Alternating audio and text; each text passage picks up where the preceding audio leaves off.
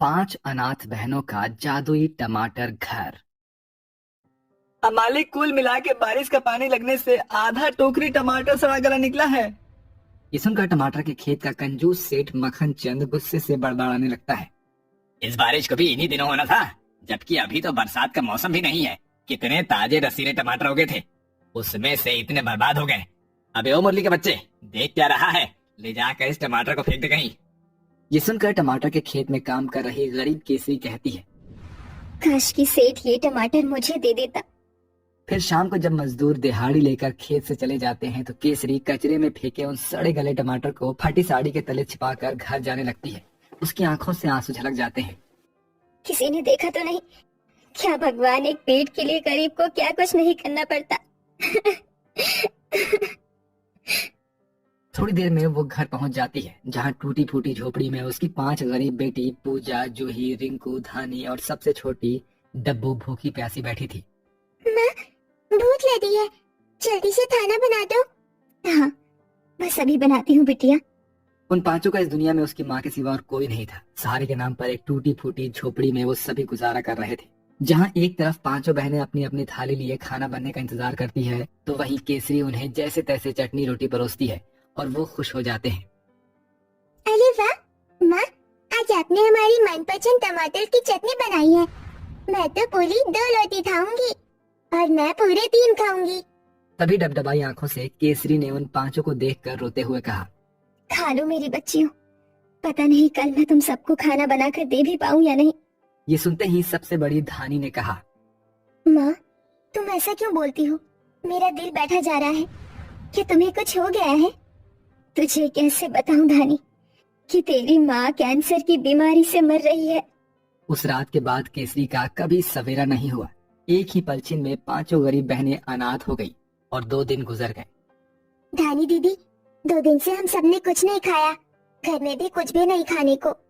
अब हम अनाथ बहनों को अपने पेट के लिए खुद ही कमाना पड़ेगा रिंकू। अब अपनी माँ की तरह 5 बेटियां भी टमाटर के खेत में जाकर काम करने लगती हैं। पर एक दिन उन्होंने सेठ को टमाटर में मिलावट करते देखा। ओहो, ये सारे टमाटर एकदम हरे कच्चे हैं, पर जैसे ही मैं इनमें इंजेक्शन डालूंगा ये एकदम लाल लाल दिखने लगेंगे और मुझे उनका अच्छा रेट मिलेगा। धानी दीदी, ये तो भोले भाले ग्राहकों के साथ धोखा होगा, इन्हें रोकना होगा। 5 सेठ के पास आती हैं। सेठ जी, ये आप ठीक नहीं कर रही। इन टमाटर को खाकर गरीब की सेहत को कितना नुकसान होगा। इसे रोक दीजिए, वरना हम लोगों को जाकर बता देंगे। सेठ 5 पर बौखला जाता है। बेटे भर की छोकरियों, तुम मुझे धमकी दे रही हो? एक तो मैंने तुम 5 अनाथ यतीम बहनों को काम दिया और तुम मुझसे ही बगावत कर रही हो। भलाई का तो जमाना ही नहीं रहा। चलो निकल जाओ यहाँ से। सेठ ने 5 को खेत से धक्का दे दिया और साथ ही अपनी अमीरी के दम पर औरों को भी उन्हें काम देने से मना कर दिया। ऐसे में 5 दाने दाने के लिए मोहताज हो गई। फिर एक रात बहुत भयंकर तूफान आया। बिजली जोर जोर से चमक रही थी, जिससे 5 डर कर उठ जाती हैं। धानी दीदी, पूजा दीदी, हमारी झोपड़ी तो हिल रही है। झोपड़ी किसी भी वक्त गिर सकती है, हमें यहाँ से निकलना होगा। 5 जैसे ही झोपड़ी से निकलती है, वह झोपड़ी तूफान से टूट जाती है और ताबड़तोड़ बारिश आ जाती है। वो सब भीगती रहती हैं, पर किसी ने भी उन अनाथ बहनों को अपने घर में सहारा नहीं दिया। वो भीगती भीगती जंगल की तरफ आ गई। जैसे तैसे रात गुजरती है, पर सवेरा होते ही 5 को भूख सताने लगती है। उन्होंने कई दिन से कुछ भी नहीं खाया था। वहाँ पास में एक नदी और दूसरी ओर कचरे का एक बड़ा ढेर था। दीदी, मुझे भूख लगी है, क्या खाऊं? जूही, भूख तो हमें भी लगी है डब्बू, पर हमारे पास कुछ नहीं है। तभी नन्ही सी डब्बू ने कचरे के बीच एक हरा भरा पौधा देखा, जिसमें एक बड़ा सा लाल टमाटर उगा था। डब्बू टमाटर तोड़ कर ले आई। देखो दीदी, मुझको क्या मिला? टमाटर। चलो इसी में बांटकर खा लेते हैं, थोड़ी तो भूख मिट ही जाएगी। ला डब्बू, मैं इसे काटती हूँ। पूजा ने जैसे ही टमाटर को काटना चाहा, टमाटर रो पड़ा। ओहो, रुक जाओ, मेरा खून मत बहाओ, छोड़ दो मुझे। जादुई टमाटर को बोलता देखकर 5 चौंक जाती है। अरे बाप रे, ये टमाटर तो इंसानी भाषा बोलता है। हाँ रिंकू दीदी, जरूर ये कोई जादुई टमाटर है, पर मुझे भूख लगी है, मैं ये टमाटर काट कर खाना चाहती हूँ। तब जादुई टमाटर ने डब्बू को लालच दिया।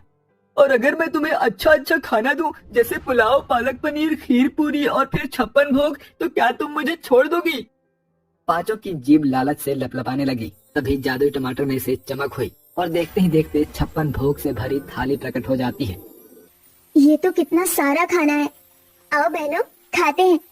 पांचों बहनें हबड़ हबड़ कर खाने लगती हैं और धानी ने आंसुओं से जादुई टमाटर का धन्यवाद दिया था। तुम्हारा बहुत बहुत शुक्रिया जादुई टमाटर, जो तुमने हमें खाना खिलाया। हम अनाथ बहनों का इस दुनिया में कोई अपना नहीं। एक माँ थी, वो भी मर गई। देखो तुम रो मत, तुम्हारे आंसू देखकर तो मैं भी भावुक हो गया। तुम मुझे बताओ तुमको किस चीज की कमी है? तभी पूजा ने घर की इच्छा जताई। हमारे पास घर नहीं है, क्या तुम हमें घर दे सकते हो जादुई टमाटर? देखते ही देखते वो जादुई टमाटर उन गरीब अनाथ बहनों के लिए विशाल बड़े जादुई टमाटर के घर में बदल गया। आज से तुम पांचों मेरी जादुई टमाटर घर में रहना, मगर मैं दिन के समय साधारण टमाटर बन जाऊंगा ताकि मैं किसी लालची की नजर में न पड़ूं। ठीक है जादुई टमाटर। पांचों उस जादुई टमाटर के घर के अंदर चली जाती हैं, जो कि देखने में बहुत ही आलीशान था। कई दिन तक बेसहारा दर दर सड़कों पर भटकने के बाद उस रात पांचों मीठी नींद में सोई थी। दीदी उठो, दानी दीदी, पूजा दीदी, रिंकू दीदी, जूही दीदी उठो, दिन चढ़ने को है। जैसे ही पांचों बहनें सुबह बाहर आई, टमाटर घर नॉर्मल टमाटर में बदल गया और तभी धानी ने चिंता जताई। हमारे पास रहने के लिए जादुई टमाटर घर है तो मगर हमको खाना खुद से जुटाना होगा। मगर दीदी, उसकी क्या जरूरत है? हम खाना जादुई टमाटर घर से मांग लेंगे।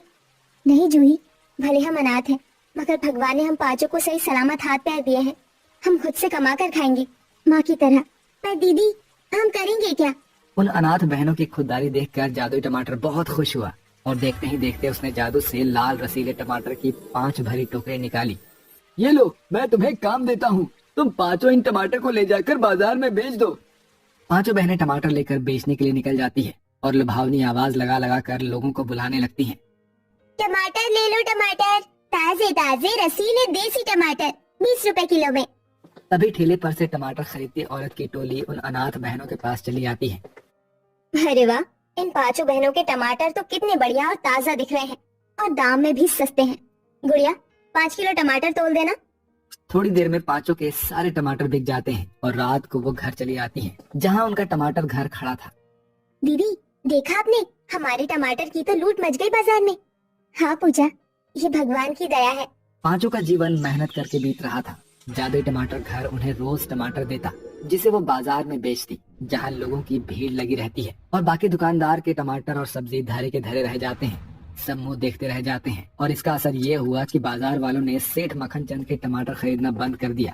और जैसे ही सेठ को पांचों बहनों के टमाटर बेचने का पता चला तो एक रात उन्हें ढूंढता हुआ उस जगह पर आ पहुंचा और उनका जादुई टमाटर घर देख लिया।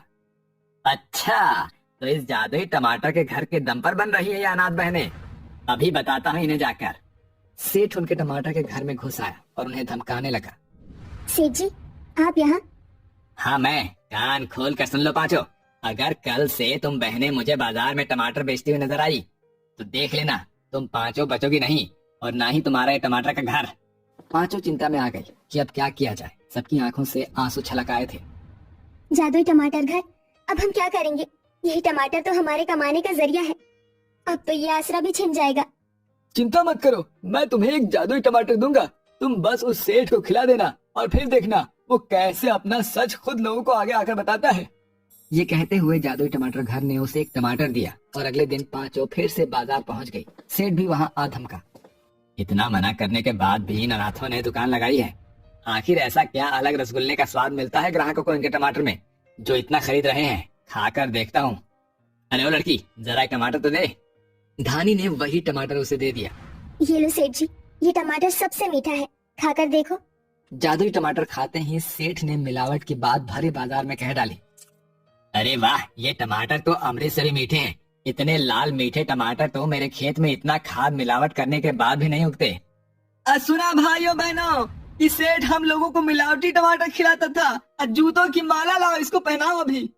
लोगों ने सेठ की खूब इज्जत उतारी और उसे पीट पीट कर पुलिस के हवाले कर दिया और अब बिना किसी डर के पांचों बहनें अपने जादुई टमाटर के घर में रहने लगी।